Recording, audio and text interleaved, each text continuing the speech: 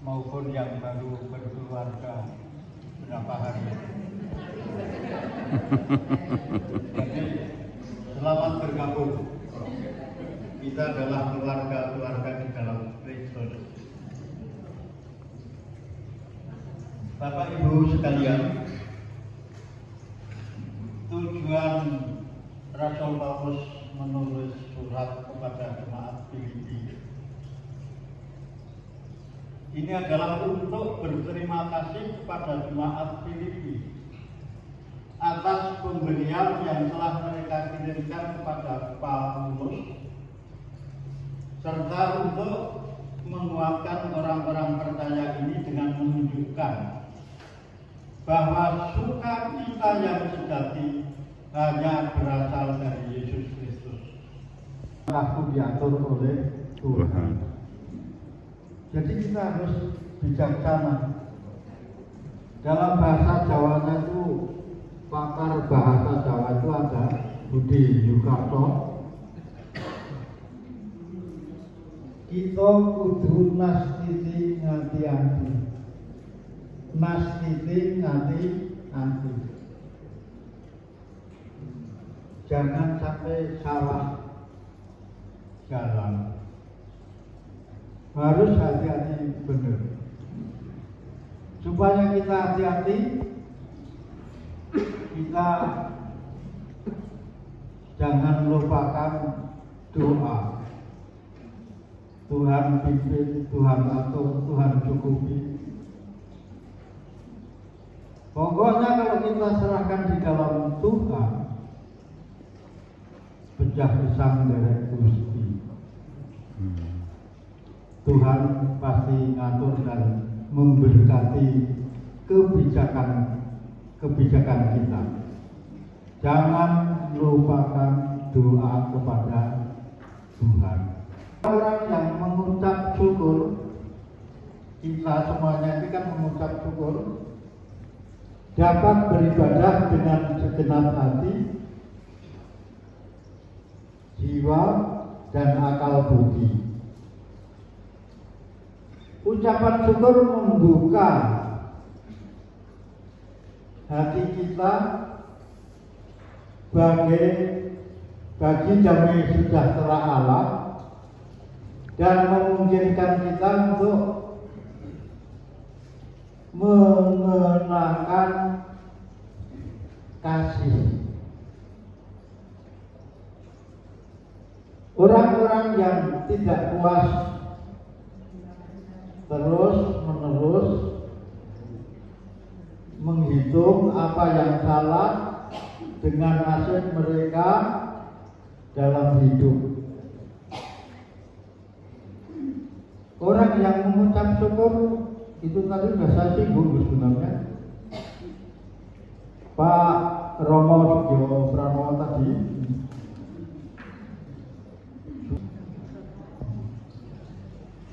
Mbak Giati mau tak dekati itu Mas Nar itu ngepel tangan itu dulu. Ya udah saya cari yang lain, nggak di SM Surfiti. Saya cari di Jeleng Maja. Akhirnya ketemulah Sri Mulyani. Maaf hari ini dia tidak bisa hadir. Sebab dia sedang sibuk mikiri jatah wamen itu juga rayanya kiro. Itu wamen banyak. Jadi pemakaman mati itu bukan titik terakhir, tetapi kematian itu adalah awal kehidupan bersama Allah. Awal kehidupan bersama Allah. Kita bersyukur. Semua yang ada di sini itu nanti ujung-ujungnya juga akan bersama Bapa di dalam surga. Orang sakit, orang timpang, orang lumpuh, orang sakit kusta, Orang sakit kusta itu adalah orang yang dikucilkan. Kita ingat pada zaman COVID kemarin, ada orang di pinggir jalan kejit-kejit, itu orang nggak mau deket karena takut kena COVID. Orang meninggal karena COVID, orang-orang juga tidak melayani. Jadi orang yang dipinggirkan, dikucilkan. Orang penyakit kusta, orang yang dikucilkan. Tapi Yesus peduli. Yesus peduli dengan beraneka ragam keadaan manusia. Seorang wanita yang berzina, yang mau diadili oleh orang-orang Yahudi pada waktu itu, karena hukumnya itu kalau ketahuan adalah dirajam batu. Tetapi orang Yahudi sendiri juga tidak hadir dalam hukum itu. Karena kalau terjadi perzinahan harus mestinya laki-laki dan perempuan yang dia. Tapi di sini yang dipojokkan perempuan aja. Yesus ngomong, siapa yang tidak berdosa silahkan ngantem batu di sini. Rupanya kok siji do ngaji lunga. Malah dalam rangka bersyukur dan di dalam rangka peduli, menurut apa yang saya mampu lakukan, apa yang saya mampu, seperti tadi disampaikan oleh Pak Jumali, bahwa saya pelayanan di depan setiap hari Rabu, tapi saya bukan atas nama GKSPS, karena GKSPS tidak punya jadwal di sana. Saya bergabung dengan Gereja Wiracitra, dengan pendeta di sana saya bergabung. Dan saya juga mengajak Pak Setio Harsono setiap hari Rabu pagi berdua bertiga dengan orang Wiracitra. Itu kami lakukan karena juga saya bersyukur atas pemeliharaan Tuhan. Selama saya berkarya di PU 33 tahun, berjalan dengan baik, pensiun dengan baik, sampai pensiun pun Tuhan masih memelihara hidup saya. Sampai sekarang saya masih bisa jalan pagi 2 kilo tiap pagi. Kalau kesiangan saya jam 8 hanya keliling-keliling rumah saja, biar saya kerjakan. Masih sehat sampai dengan sekarang. Kemudian juga dalam rangka syukur dan peduli kepada sesama, hari Kamis pagi, setiap hari Kamis, saya volunteer di Rumah Sakit Emmanuel, pendoa di sana. Setiap hari Kamis pagi, saya mengajak Pak Setiasana dan juga Pak Sutino sudah bergabung di sana dalam rangka bersyukur dan peduli kepada teman-teman atau keluarga atau orang-orang yang sakit di sana. Dan sekarang ini pun masih sangat membutuhkan orang. Senin Selasa itu kosong. Jadi saya tetap mengambil hari Kamis saja, tidak Senin, tidak Selasa, tidak Rabu, dan masih cukup 1 hari, seminggu 1 kali itu cukup. Dan saya hanya mengajak kepada teman-teman seperti sini, monggo bila ada kesempatan, Rumah Sakit Immanuel masih membutuhkan pendoa-pendoa, memberikan penguatan, memberikan penghiburan. Dan kalau saya berikan bagi mereka bersyukur sekali. Pernah saya diomong begini sama, Bu, bagaimana pelayanan Immanuel? Pak, pelayanannya bagus. Di sini pelayanan bagus, susternya bagus, pernah didoakan lagi. Ini suatu yang istimewa bagi saya. Ini adalah apa yang kami mampu lakukan menurut saya, dan itu juga merupakan kepedulian saya kepada teman-teman yang sakit di tempat itu.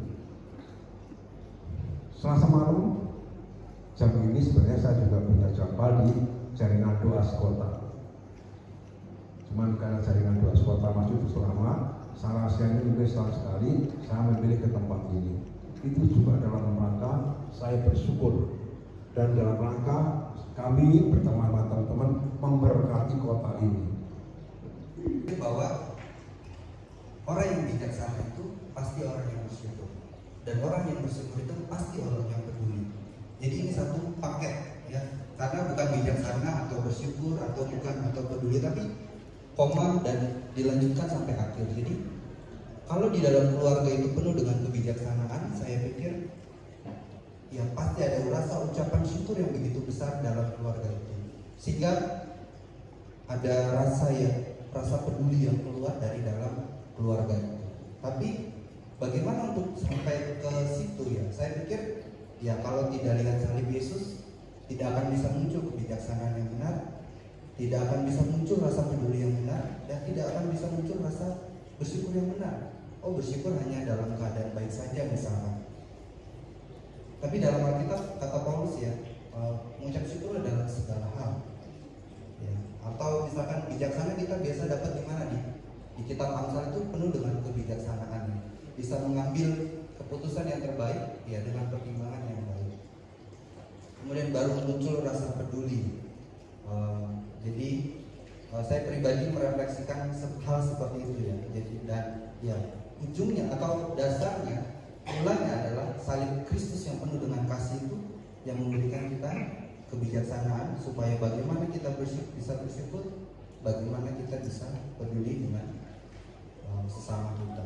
Ya, jadi di dalam keluarga kita juga masing-masing yang menjadi kepala keluarga, di dalam keluarga kami juga ya berusaha ya bagaimana ya kalau berdoa terus minta hikmat dan kebijaksanaan daripada Tuhan supaya bisa tahu apa yang harus dilakukan. Mungkin itu tambahan dari saya. Margianto dengan Yani, ini orang dari mana mungkin begitu? Kok aneh gitu mungkin? Kok datang-datang terus? Kok kumpul-kumpul? Ngapain gitu kan? Sambil memperkenalkan, saya dari Jemaat Gereja PKSBS di Pisang Jaya yang dekat dengan wilayah Lampung. Pisang Jaya itu masuk wilayah Sumatera Selatan. Kemudian untuk apa kok saya datang terus ikut sana, ikut sini? Karena saya berprinsip bersyukur tadi juga. Jadi sekalipun dimanapun berada, saya tetap berprinsip bergereja, bersyukur. Istri saya saja seperti itu. Kemudian seperti aneh gitu kan, belum masuk jemaat di sini atau atestasi di sini, tapi tetap ikut kegiatan. Jadi mungkin ada juga yang gimana ya itu ya, kok perlu diselentik aja gitu misalnya gitu. Ini mohon maaf saya terus terang aja. Jadi ucapan syukur tadi memang begitu. Peduli pun saya juga peduli, gitu kan. Jadi yang penting kata-kata saya ini bukan hanya sekedar retorika. Ada ayat-ayat yang perlu kita aminkan, tetapi bagaimana kita mengimplementasikan, melaksanakan hal gitu ya.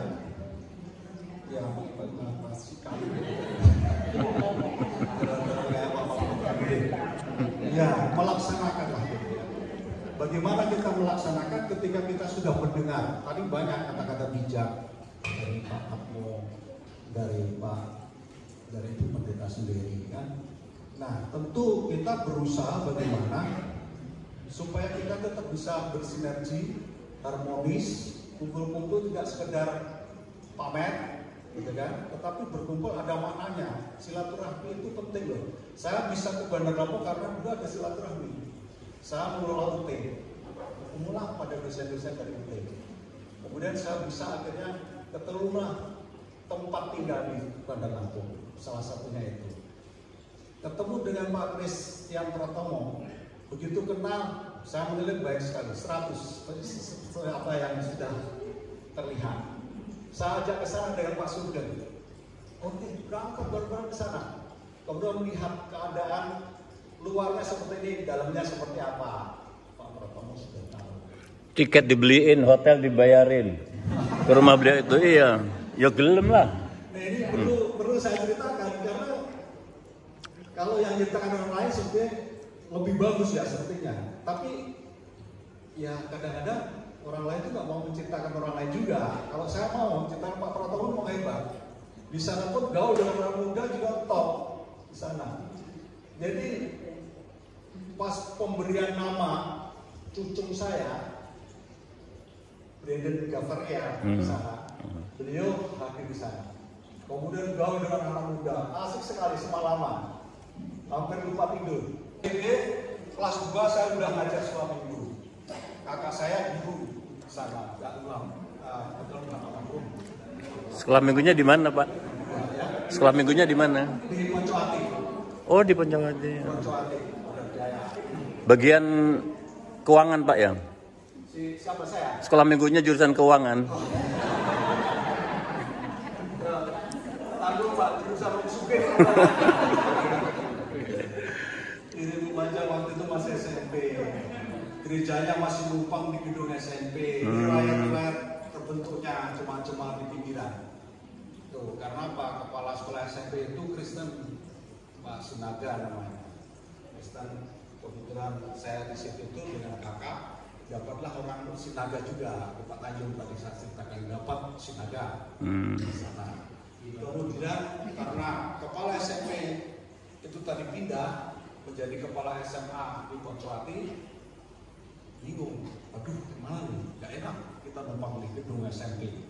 Akhirnya rame-rame, saya baru datang 2 bulan cari dana milik tak Islam tak Kristen tak masuk nih, saya mau tanggalan, dapatlah duit untuk bangun gereja kecil, jadilah kurang Bapak Bapak Jaya 5 kali 7 kalau nggak sampai 6 ya. Ya, atapnya ada nyumbang genteng, terus kasurnya itu bambu, dari bambu, masih separuh bata, separuh gedibik, jadilah. Jadi itu cuma di pinggiran. Itu saja mungkin bisa membuat kita apa ya namanya terpacu dalam memajukan gereja sudah bagus seperti ini, akan satiru kalau bisa. Satiru ada AC, ada fan. Jadi kebetulan fan memang sudah ada di tempat saya, AC yang belum, pelapon belum. Kemarin baru dicetak. Kita buat panjangnya 24 meter, lebar 8 meter, tinggi persis seperti ini. Insinya saya sendiri. 1 tahun saya tutupi. Seperti itu. Ya, 1 tahun 8 bulan. Itu aja, terima kasih. Itulah keberadaan saya. Jadi muka ya seperti ini. Ya, dan apalagi ada temboknya ini Pak Setianto siapa? Ini gara-gara keladang terus. Ya, terima kasih. Salam Bapak Ibu. Salam. Saya tangkap pertama kali tentang Tanjung Karang. Memang ini gereja kota, gereja yang sangat terbuka buat siapapun. Yang melihat keluarga itu bukan karena atestasi, apalagi hukuman darah. Yang saya sebut itu nomaden modern. Orang yang sudah tidak terikat lagi dengan relasi sosialnya yang pertama, karena pekerjaan, karena pendidikan, dia pergi kemana-mana. Dan kelihatannya Tanjung Karang ini ya dalam rahmat Tuhan, dalam karunia Roh Kudus, mereka hidup seperti itu. Itulah mengapa malam hari ini Bapak bisa leluasa bercerita, karena nggak ada yang nyinyir gitu ya. Semuanya senang mendengarkan kesaksian itu, semuanya berbahagia, dan bagi Tanjung Karang menerima tamu itu bagian dari kehidupannya. Bahkan gereja ini berdiri pertama kali oleh keluarga-keluarga yang menerima pendeta pertama yang datang lari di Sumatera bagian selatan. Jadi menerima tamu itu bukan hal yang asing. Memang hidup dari benih yang seperti itu. Gereja itu ada dari penerimaan. Jadi terjadi lari di seluruh Sumatera bagian selatan itu terjadi karena pendeta yang pertama kali, pendeta Daluhan Mojo itu datang di Tanjung Karang. Gitu. Jadi selamat datang, selamat bergabung Bapak bagian dari kami. Jangan lihat hasilnya sama fannya Pak, itu hal kecil. Lihatlah kekeluargaan, itu misi yang paling besar. Lihatlah nilai Kristus yang dibangun di gereja ini, itu yang perlu dibawa pulang. Ya, karena saya sudah lihat di Palembang, saya pernah.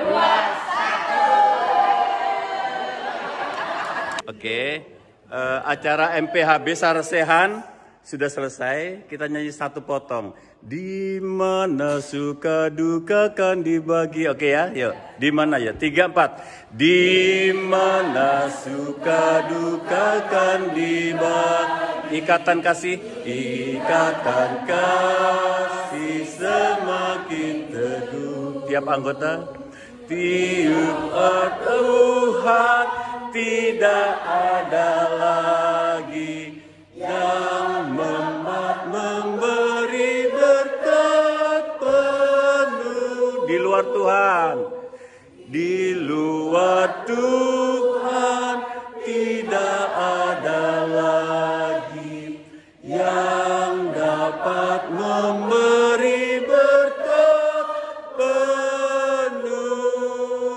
Selamat merayakan MPHB 2024 GKS Besa.